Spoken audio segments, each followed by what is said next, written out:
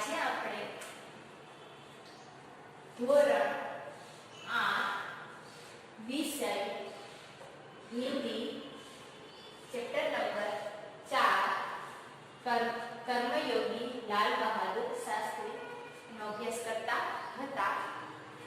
એમાં page number 21 ઉપર આપણે જોયું હતું, છેલ્લે શું જોયું હતું કે परिणाम यह हुआ कि सन 1926 में वे लोक सेवा मंडल में शामिल हो गए. એટલે કે 1926 માં લોક સેવા મંડળ હતું એમાં કવિ શાસ્ત્રીજી શામિલ થઈ ગયા હતા, जिसके वे जीवन भर सदस्य रहे. એટલે કે એ જીવનભર છે એ એના સભ્ય રહ્યા હતા. અહીંયા સુધી આપણે જોયું છે. હવે આગળ જોઈએ. इसमें शामिल होने के बाद से शास्त्री जी ने गांधी जी के विचार के अनुरूप अछूतोद्वार के नाम बात के काम में अपने आप को लगा दिया. એટલે કે પછી છે એ અછૂતોદ્વાર है એના કાર્યક્રમમાં પોતાની જાતને લગાવી દીધા. अगर જોઈએ यह से शास्त्री जी के जीवन का एक नया अध्याय प्रारंभ हो गया. आइथी तो कि शास्त्री जी छे एना के जीवनનો નવો અધ્યાય છે એ શરૂ થઈ ગયો. ईस्वी सन 1930 में जब नमक कानून तोड़ो आंदोलन शुरू हुआ, કે જ્યારે 1930 માં मीठानो कायदो तोड़वानो आंदोलन शुरू थयुं तो शास्त्री जी ने इसमें भाग लिया. એટલે શાસ્ત્રી જી છે એ તો એમાં ભાગ લીધો, जिसके परिणाम उन्हें जेल जाना पड़ा. એટલે કે એમાં ભાગ લીધો કેમાં તો કે મીઠાનો કાયદો છે એ તોડવામાં તેમણે ભાગ લીધો, એને કારણે તો કે એને જેલ જવું પડ્યું. આગળ જોઈએ. यहाँ से शास्त्री जी की जेल यात्रा की जो शुरुआत हुई तो वह ईस्वी सन 1942 के भारत छोड़ो आंदोलन तक निरंतर चली रही. કે ત્યાંથી એની શરૂઆત થઈ પછી તો કે 1942 છે એમાં તો કે ભારત છોડો આંદોલન છે એમાં તો કે નિરંતર એની યાત્રા ચાલુ રહી. इन 12 वर्षों के दौरान वे सात बार जेल गए. એટલે કે 12 વર્ષ છે 1930 થી 1942 સુધીના જે 12 વર્ષ છે એમાં તો કે એ 7 વર્ષ છે એ જેલમાં ગયા. આગળ જોઈએ. इससे यह अंदाज लगाया जा सकता है, એટલે કે આના ઉપરથી એ અંદાજ છે એ લગાવી શકીએ कि इनके अंदर देश की आजादी के लिए कितनी बड़ी ललकार थी. કે દેશની આઝાદી છે એના માટે તો કેવડી મોટી લલકાર હતી.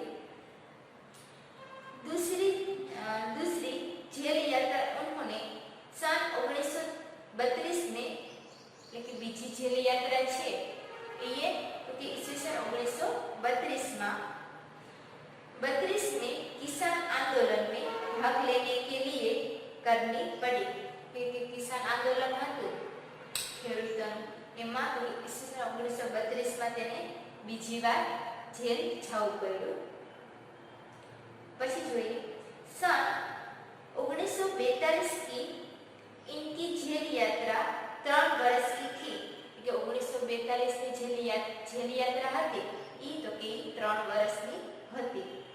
जो सबसे लंबी जेल यात्रा थी ई तो के जेल यात्रा छे ई तो के સૌથી મોટી જેલ યાત્રા હતી. કેટલા વર્ષની તો કે 3 વર્ષની. આગળ જોઈએ. इस दौरान शास्त्री जी जहां एक और गांधी जी द्वारा बताए गए रचनात्मक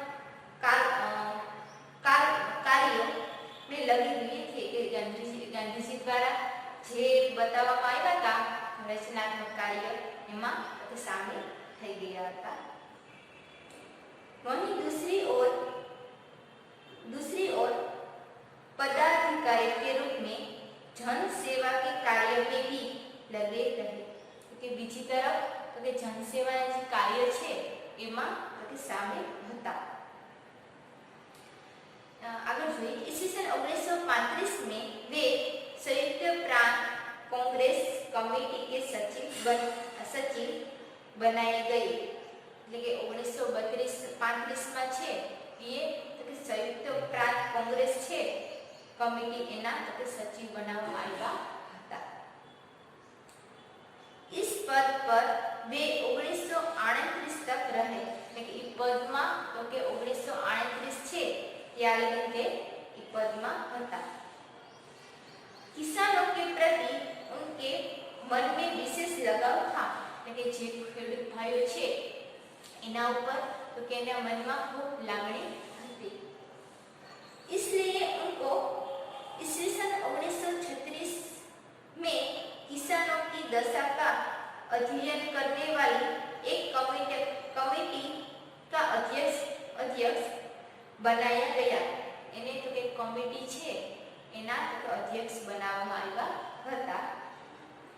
पूरी लगन के साथ काम करके उन्होंने अपनी रिपोर्ट प्रस्तुत की એટલે કે પોતે પૂર્ણ વિશ્વાસથી કામ કરી અને પોતે रिपोर्ट છે એ प्रस्तुत કર્યું जिसमें जमींदारी उन्मूलन पर विशेष जोर दिया એટલે કે તેમણે કેમાં તો કે जमीन प्रथा છે એના ઉપર તો કે વિશેષ ધ્યાન દીધું।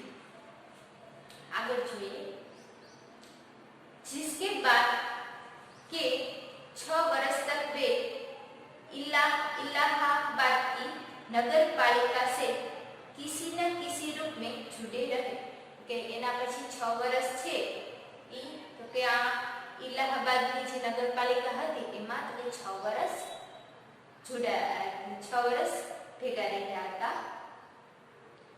मैं समझता हूँ कि इस अनुभव ने भी शास्त्री जी के व्यक्तित्व और चिंतन को नागरिकों की समस्या से निकट से परिचित कराया કે જે વ્યક્તિઓ હોય એની જે સમસ્યા છે એનો તો કે बारीकाई परिचय कराया। इनके पास ग्रामीण जीवन का अनुभव था कि इन्हीं पासे तो के ग्रामीण जीवन छे एनो अनुभव हतो। तब इनके साथ ही इलाहाबाद नगर पालिका ने जन सेवा का भी अनुभव जोड़ दिया था। एनी हारे तो के इलाहाबाद जी नगरपालिका छे एना अनुभव जोड़ी दीधो हतो। आगे જોઈએ लोकतंत्र की इस आधारभूत इकाई में कार्य करने के कारण वे देश की छोटी-छोटी समस्या और इनके निराकरण की व्यवहारिक प्रक्रिया से अच्छी तरह परिचित हो गए थे। कि देश की झीणी नानी समस्या होय एमा खूब परिचित થઈ ગયા હતા। कार्य के प्रति निष्ठा और मेहनत करने की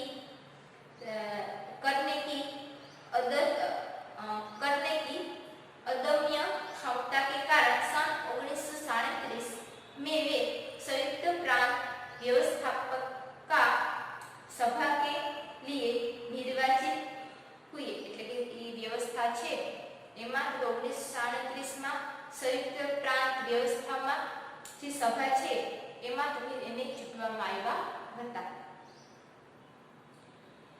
सही मायने में यहीं से शास्त्री जी के संसद जीवन की शुरुआत हुई। કે સાચે में तो के शास्त्री जी છે એની તો કે અહીંથી જીવનની શરૂઆત થઈ કઈ તો કે સંસદીય જીવનની हुई जिसका समापन देश के प्रधानमंत्री पद तक पहुंचने में हुई। એનું સમાપન છે ઈ ક્યારે થયું તો કે ઈ જ્યારે દેશના પ્રધાનમંત્રી પદ ઉપર પહોંચ્યા પછી એનું સમાપન થયું। शास्त्री जी को भारतीय राजनीति की इतनी सही और गहरी पकड़ थी कि श्रीमती इंदिरा गांधी ने उन्हें अपना राजनीति गुरु मानते हुए कहा था कि श्रीमती इंदिरा गांधी છે ये तो કે राजनीतिक गुरु मानीने कीधुं हतुं कि इन्हीं के मार्गदर्शन में मेरा राजनीतिक जीवन शुरू हुआ। कि आज शास्त्री जी છે એને કારણે તમારું રાજનીતિ એટલે કે સંસદીય જીવન છે એ તો કે શરૂ થયું। કોણ બોલ્યા હતા? કે શ્રીમતી ઇન્દિરા ગાંધી છે એ બોલ્યા હતા। આજે આપણે જોયું છે, આગળનું છે એ નેક્સ્ટ વિડીયોમાં જોઈશું।